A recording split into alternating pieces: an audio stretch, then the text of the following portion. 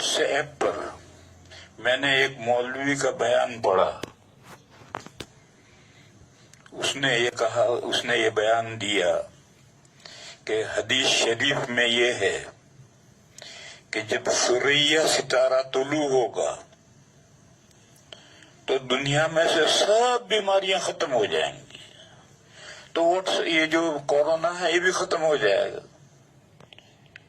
پھر اس نے یہ کہا کہ ثریا ستارہ طلوع ہوگا 12 مئی کو. یہ میں نے واٹس ایپ پر ایک مولانا صاحب کی تقریر کی تھی. یہ ساری تقریر غلط ہے. لیکن آج میں نے ایک بڑے حضرت مفتی شعیب اللہ خان صاحب دامت برکاتہم بنگلور میں ہوتے ہیں اور ایک مدرسے کے محتمم ہیں، اور جلال آباد کے جو حضرت مولانا مسیح اللہ خان صاحب تھے ان کے خلیفہ ہیں، بہت مضبوط جید عالم ہیں. ان کا میں نے ایک بیان پڑھا. انہوں نے بھی کھینچ تان کر کے یہی بات کہنے کی کوشش کی ہے، کیونکہ حدیث جو بخاری مسلم میں حدیث ہے، بخاری میں تو حدیث نہیں ہے، مسلم میں حدیث ہے، اس کے لیے فلاں کتاب میں اور فلاں کتاب میں، اور اترتے ابن عقیل کی کتاب الضعفاء تک چلے گئے، اور وہاں سے روایت لا کر کے انہوں نے بھی یہ ثابت کیا کہ ثریا ستارہ جب نکلتا ہے تو دنیا کی ساری بیماریاں ختم ہو جاتی ہیں، لہذا کورونا بھی ختم ہو جائے گا. یہ حضرت بڑے آدمی کی بات ہے، لیکن یہ بھی غلط ہے. وہ جو مولانا صاحب کا بیان میں نے پڑھا تھا تو معلوم نہیں کون تھے، وہ تو غلط تھی. یہ بھی غلط ہے. اس کو سمجھو اچھی طرح سے. حدیثوں میں کچھ حدیثیں ایسی ہوتی ہیں کہ جو بظاہر عام نظر آتی ہیں مگر حقیقت میں وہ خاص ہوتی ہیں، اور بعض حدیثیں جو خاص ہوتی ہیں وہ حقیقت میں عام ہوتی ہیں. قرآن میں بھی ایسا ہے اور حدیثوں میں بھی ایسا ہے. انداز بیان خاص ہے اور مراد عام ہے. ثریا ستارہ طلوع ہوتا ہے تو بیماری ختم ہو جاتی ہے.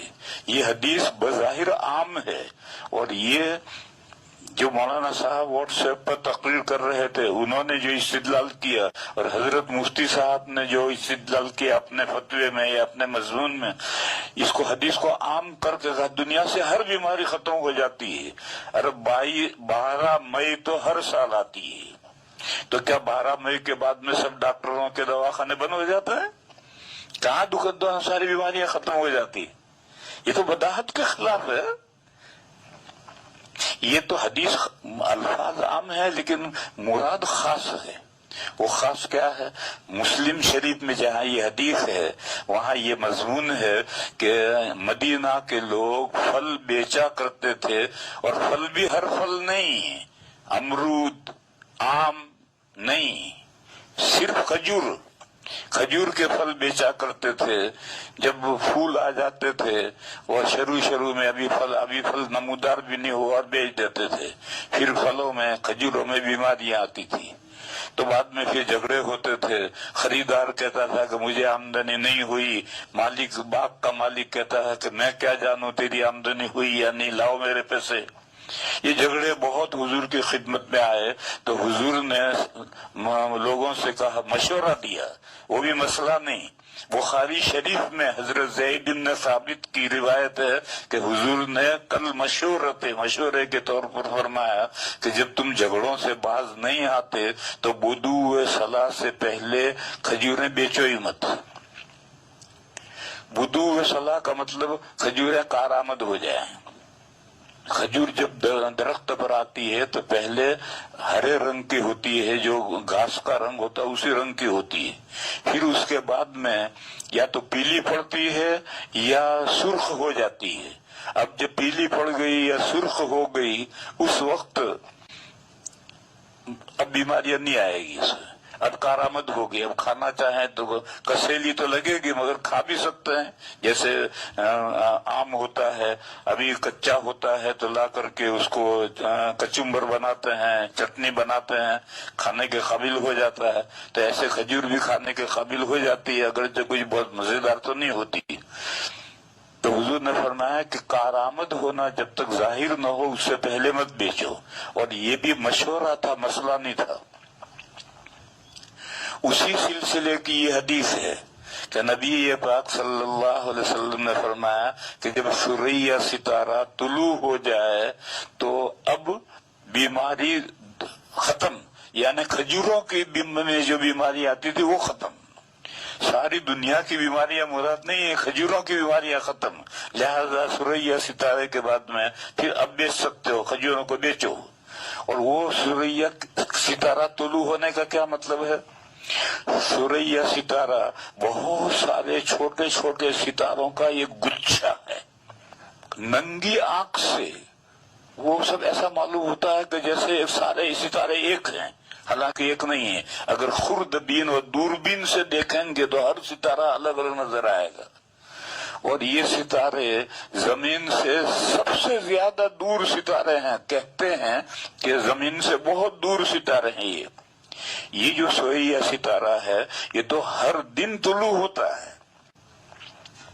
زمین گول ہے یا آسمان گھومتا ہے، دونوں میں سے کوئی بھی گھومتا ہے، کون گھومتا ہے؟ زمین گھومتی ہے، آسمان گھومتا ہے، چھوڑو اس بحث کو۔ بہرحال ہر سیارہ اور ہر ستارہ روزانہ طلوع غروب ہوتا ہے، جیسے سورج کا روزانہ طلوع غروب ہوتا ہے، چاند کا طلوع غروب ہوتا ہے، ایسے ہر ستارے کا طلوع غروب ہوتا ہے۔ تو ثریا ستارہ بھی روز طلوع ہوتا ہے اور غروب ہوتا ہے۔ پھر طلوع ہونے کا کیا مطلب؟ دونوں طلوع ہونے کا مطلب یہ کہ یہ فجر میں صبح صادق کے بعد جب سورج نکل آتا ہے یا اس کی روشنی نکل آتی ہے پہلے، اس کے بعد یہ ستارہ ظاہر ہوتا ہے، طلوع ہوتا ہے۔ لیکن ستاروں کی رفتاریں الگ الگ ہیں، کوئی آگے کوئی پیچھے، جیسے چاند کی رفتار سورج کی رفتار آگے پیچھے ہوتی ہے، اسی طریقے سے جب یہ صبح صادق کے بعد طلوع ہو جائے اور ابھی سورج کی روشنی نہیں آئی تو اس وقت چونکہ بہت دور ہے اور دھندلا سا یہ ستارہ ہے ثریا، تو ننگی آنکھ سے تو نظر بھی نہیں آتا، لیکن جب اندھیرا رات میں صبح صادق کا بعد اندھیرا ہوتا ہے اس وقت یہ طلوع کرے تو نظر آئے گا کہ دیکھو اس ثریا ستارہ نکلا، اور پھر سورج کی روشنی بعد میں ہوگی اور سورج طلوع بعد میں ہوگا۔ تو جب یہ سورج سے پہلے طلوع ہو تو اب کھجوروں کی بیماریاں ختم، اب کھجوریں بیچو، یہ حدیث شریف کا مطلب ہے۔ اور میں نے کہا کہ یہ تو بدیہی بات ہے، 12 مئی تو ہر سال آتی ہے اور ستارہ یہ اس دن ہر سال طلوع ہوتا ہے، پھر اس کے بعد کہاں دنیا میں ساری بیماریاں ختم ہو جاتی ہیں اور کہاں سارے ڈاکٹر سو جاتے ہیں اور کہاں ساری دواخانے بند ہو جاتے ہیں۔ یہ تو کھجوروں کے تعلق سے یہ حدیث شریف ہے۔ اور حضرت مفتی صاحب دامت برکاتہم نے جس انداز سے مضمون کو لکھا ہے وہ محدثانہ طرز نہیں، محدثانہ طرز یہ ہے کہ اگر کوئی حدیث شریف ہے اور اس کے لیے اگر آپ کو کوئی متابع چاہیے تو متابع بھی کم سے کم اس اصل حدیث کے برابر کے درجے کا متابع چاہیے، اس سے کم نہیں ہونا چاہیے۔